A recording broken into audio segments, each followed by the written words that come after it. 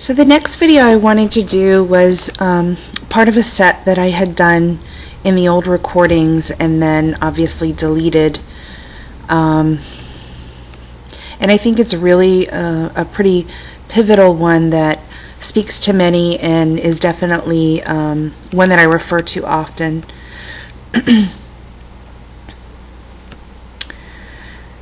Basically, the premise is, what would love do?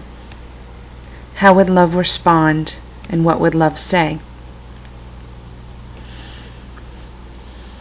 I think it was Eckhart Tolle that made a comment about the pain body, and especially in this process of awakening or unfolding or whatever you want to refer to it as, because they're all just words or labels. There's this conditioning that stays with the physical body that remembers the old version of the self, or the old version of the human being is really what it's remembering. So that conditioning is still entwined in the cellular makeup of this human person. And although the awareness is there that it's not your truth anymore, you may rub up on experiences where the pain body becomes present again. And what I like to do to work through those is ask the questions, what would love do if love were a person, which I am? How would love respond, coming from that place? And what would love say? So again, I use myself as the best example because I am me.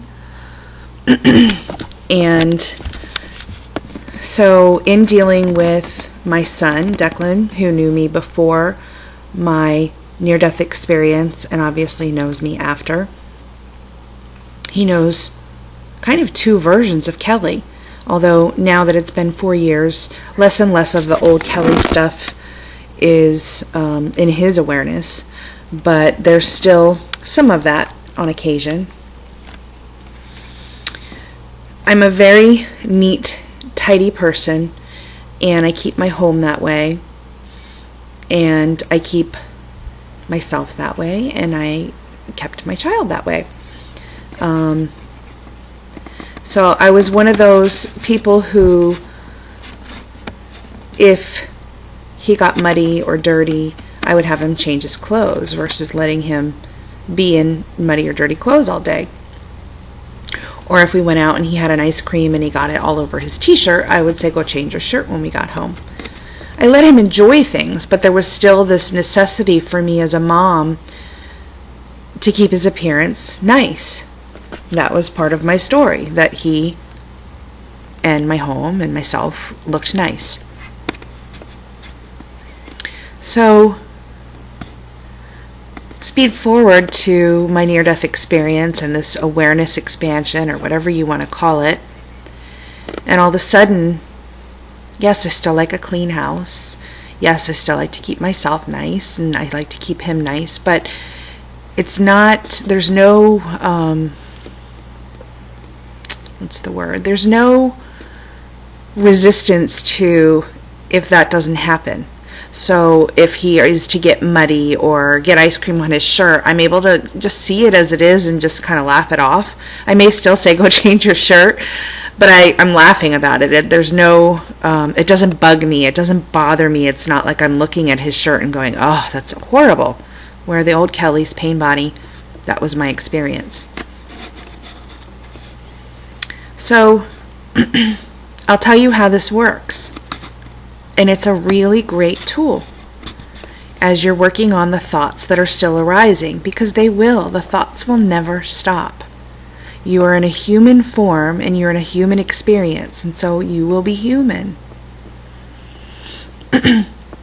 So Declan was invited to go run errands with a friend. It was about a week before Christmas. This is 2 years ago, 3 years ago maybe.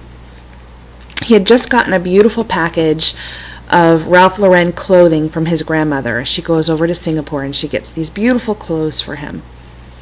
So he had just gotten a package, And my son, I don't know if all boys are like this, he loves clothes.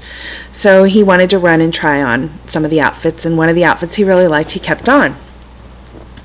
Neighbor comes by, says, we're going to Lowe's. Does Declan want to come along in the truck? Can I, Mom? Can I, Mom? Sure, go. So off they go.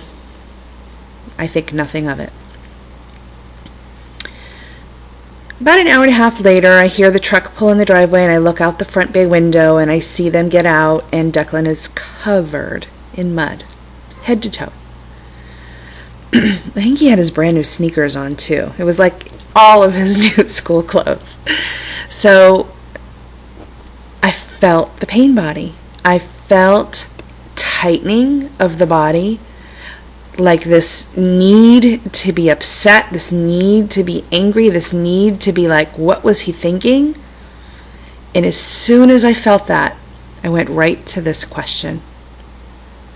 What would love do if love was a person, which I am? Love would just love this. What would love say? Probably nothing. Probably nothing at all. How would love respond? With love. In that instant, I was 5 years old. I remember being in my Sunday finest at Catholic school.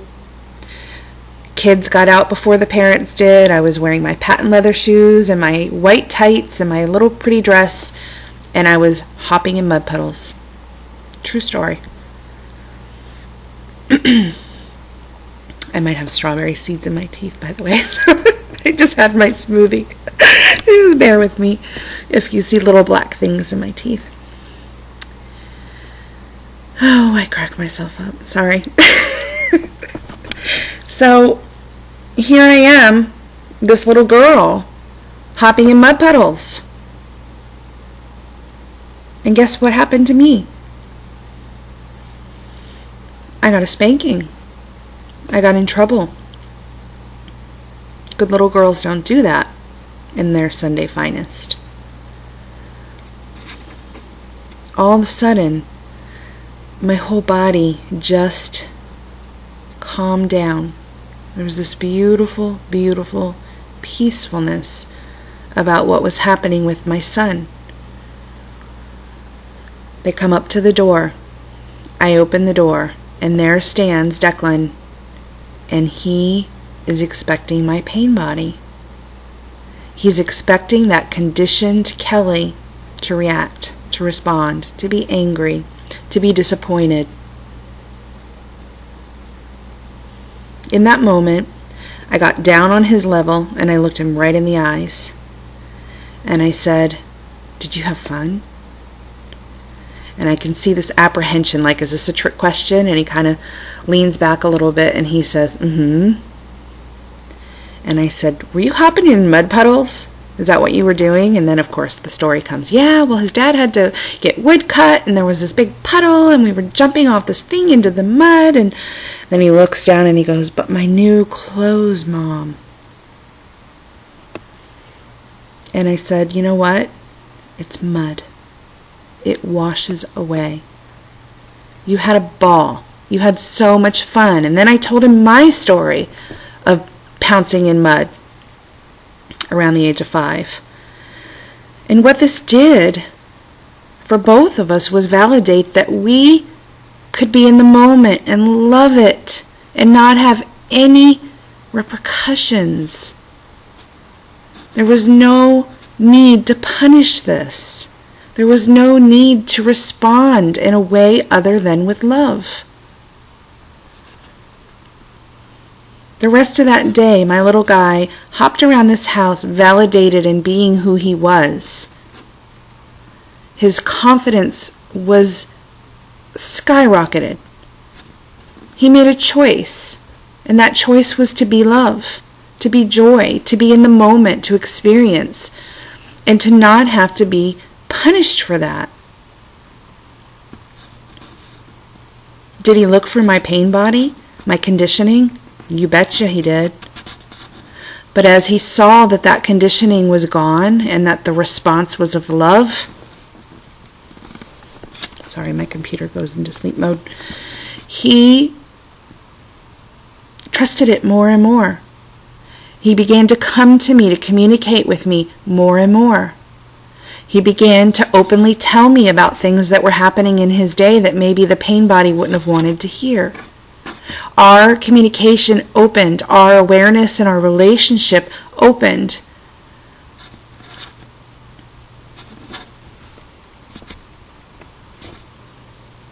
So how do you use this in your life? I tell people, pause before you respond. Maybe even tell your family, I'm trying something new here. I'm going to pause before I respond to anything that is said or done. And I'm going to ask myself, how would love respond to this? What would love say? And I may even look at my pain body and say, ooh, that's what the old me would have wanted to do. We have a choice. We have a choice to go into the thoughts. Often the thoughts are not in the moment. They're from 35 years ago. The reaction isn't this moment. The reaction is the conditioning from when this first seed was planted. And the reaction is not who we are.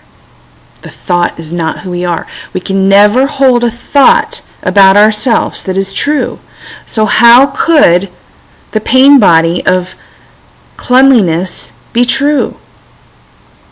And what is wrong with being muddy or dirty or having chocolate ice cream on your shirt?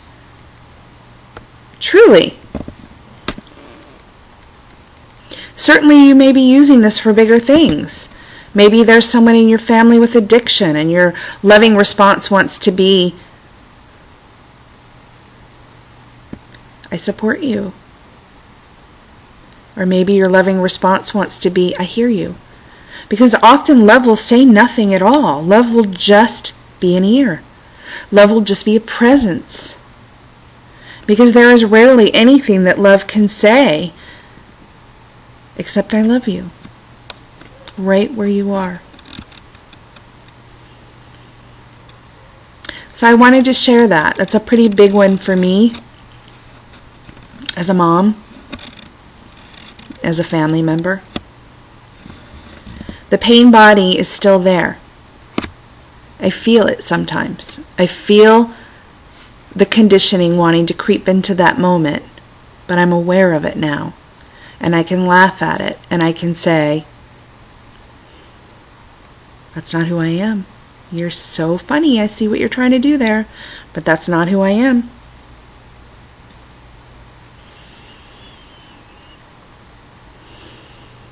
Loving you in this, right where you are. Give it a try. If it doesn't work for you, that's fine. But I enjoyed sharing the story.